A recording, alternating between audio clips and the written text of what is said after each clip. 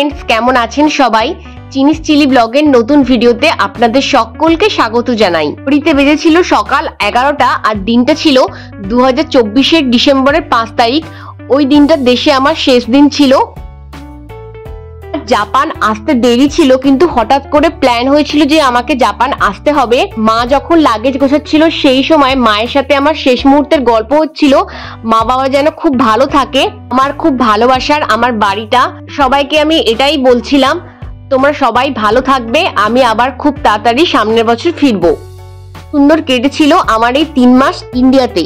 যাওয়ার জন্য দুপুর 3টেতে আমাদের বাড়ি থেকে বেরোতে হয়েছিল ওই দিন। এই কটা মাস এত সুন্দর কেটেছিল, আমার যেন মনে হচ্ছিল এই 3 মাস 3 দিনেই কোথা দিয়ে শেষ হয়ে গেছিল। যাওয়ার কষ্ট তো সবার মধ্যেই থাকে, কিন্তু এবার আমার মনটা খুব খুশি ছিল, কেননা মা বাবার সাথে এই কমাস খুব সুন্দর মুহূর্ত আমি কাটিয়েছিলাম। মিনিট 15 আগে গাড়িটাও চলে এসেছিল। এই গাড়িটা করেই আজকে আমি এয়ারপোর্ট যাব। সব লাগেজ গুলো রাখা হয়ে গেছিল আর একটা লাগেজ রাখতে বাকি ছিল। রওনা দিয়েছিলাম আমরা এয়ারপোর্টের উদ্দেশ্যে। পাঁশকুড়া থেকে নেতাজি সুভাষচন্দ্র বোস ইন্টারন্যাশনাল এয়ারপোর্টে যেতে সময় লাগে 2 ঘন্টা থেকে 2.5 ঘন্টার মতো। থেকে একটু আগেই বেরিয়ে পড়েছিলাম, কেননা ওই সময় রাস্তায় জ্যাম থাকতে পারে। আমাদের ফ্লাইট ছিল দিল্লি যাওয়ার জন্য সন্ধে 8টার সময়। কিছুক্ষণ ওয়েট করে সেখান থেকে আবার ফ্লাইট নিয়ে আমরা যাব জাপান। এখন 1 রাত কাটাতে হবে এই এয়ারপোর্টের মধ্যে। আসার আগে রিটার্ন টিকিট কেটে আনলে একটাই আতঙ্ক থাকে, প্রত্যেকদিন যখন সকাল হয় আর একটা করে দিন কাটে, মনে হয় একটা করে মুহূর্ত শেষ হয়ে যাচ্ছে, আবার জাপান যাওয়ার দিন এগিয়ে আসছে। কিন্তু এবারে সেই আতঙ্কটা আমার মধ্যে ছিল না। আগে এই একই রাস্তা দিয়ে যখন কলকাতা এয়ারপোর্টে ঢুকেছিলাম, মনটা খুবই আনন্দ ছিল। আজ আমি আবার সেই একই রাস্তা দিয়ে হাঁটছি, কিন্তু উল্টো পথে। আমি আসার সময় আবার দিন গোনা শুরু হয়েছিল, কবে আবার এই রাস্তা দিয়ে বাড়ি ফিরবো। চেক ইন করা হয়ে গেছে। সন্ধে এখন 6:30টার মতো বাজে। আমাদের সন্ধে 8টায় ফ্লাইট ছিল। হাট, কেএফসি, ওয়া মোমো অনেকগুলো দোকানই এখানে ছিল।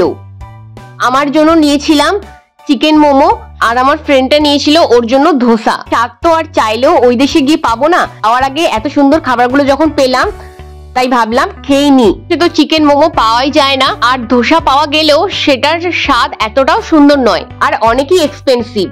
ছিলাম আমরা ফ্লাইটের ভেতরে। জানলার দিকে তাকিয়ে 2 চোখ ভরে চারপাশটা দেখার আর সুযোগ হলো না, যেহেতু রাত হয়ে গেছিল। আর আমার সিটটাও পড়েছিল একদম ধারের দিকে। অন্ধকারে এটাই শেষবার ছিল দেশকে দেখা। মণিকোঠায় সযত্নে তুলে রাখলাম এবারে আমার দেশে আসার স্মৃতিগুলোকে। কিছুক্ষণের মধ্যেই সন্ধ্যের টিফিন দিয়ে গেছিল। সন্ধ্যের টিফিনে ছিল রাইস, তার সাথে আলুর দম, জলের বোতল, তার সাথে কফি, দই, সুন্দর ডেজার্ট। আর কিছুক্ষণের মধ্যেই প্লেনটা ল্যান্ড করবে। তারপরে আছে আবার লম্বা প্রসেস। পিঠের লাগেজ আর হাতে যে লাগেজটা আছে সেটা নিয়ে যেতে হবে ইমিগ্রেশনে। থেকে আবার লাগেজগুলোকে চেক ইনে দিতে হবে। রাত 11:30 ছিল আমাদের ফ্লাইট। গেছি আমরা দিল্লিতে। এই সুযোগে দিল্লির এয়ারপোর্টটা যে এত সুন্দর সেটা দেখার সুযোগ হয়েছিল, কেননা কোনোবারই আমি দিল্লি দিয়ে আসিনি। যতবারই এসেছিলাম ততবারই আমি বাংলাদেশ দিয়ে এসেছিলাম। সুন্দর সাজানো গোছানো দিল্লির এয়ারপোর্টটা।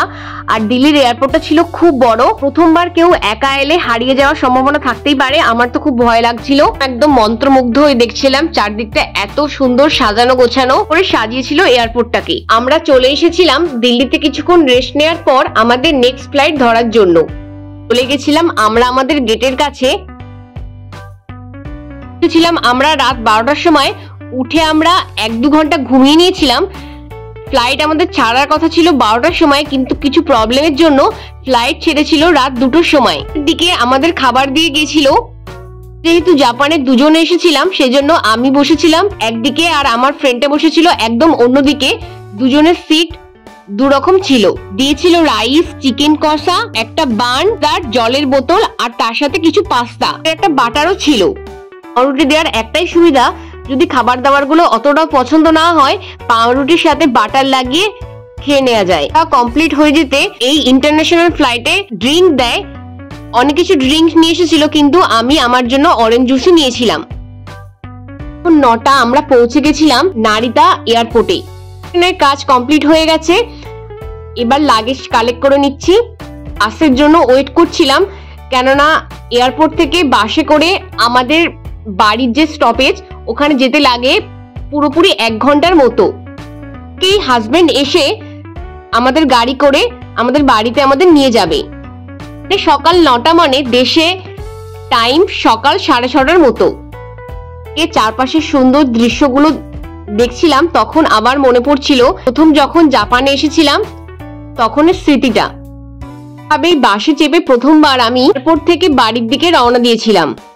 সুন্দর চারপাশের দৃশ্যটা দেখলে এমনি মন যদি খারাপও থাকে মন ভালো হয়ে যাবে। জার্নি করে আমরা নেমে পড়েছিলাম বাস থেকে, আর লাগেজ গুলো কালেক্ট করে নিচ্ছিলাম। কিন্তু চলে এসেছিল আমাদের আনতে, ও লাগেজ গুলো নিয়ে গিয়ে গাড়িতে তুলছিল একে একে।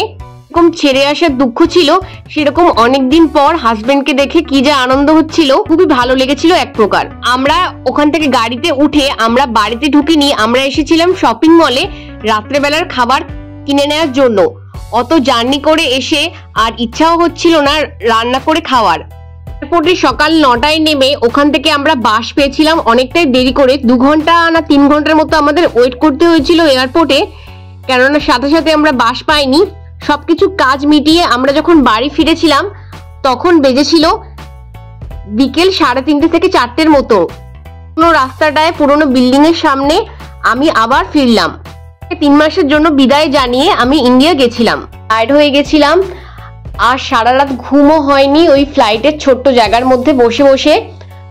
আমার চোখ মুখের অবস্থা দেখে তোমরা নিশ্চয়ই বুঝতে পেরেছো যে শরীরটা খুবই খারাপ। যাই হোক না কেন, ব্লগটা এখানের মতোই শেষ করছি। ভালো লাগলে লাইক করার অনুরোধ রইল। চ্যানেলে নতুন এসে থাকলে চ্যানেলটা সাবস্ক্রাইব করে নিয়ে বেল আইকনটা অন করে নেবে, ভিডিওটা শেয়ার করবে। আবার দেখা হচ্ছে তোমাদের সকলের সাথে নেক্সট ব্লগে খুব তাড়াতাড়ি। টাটা।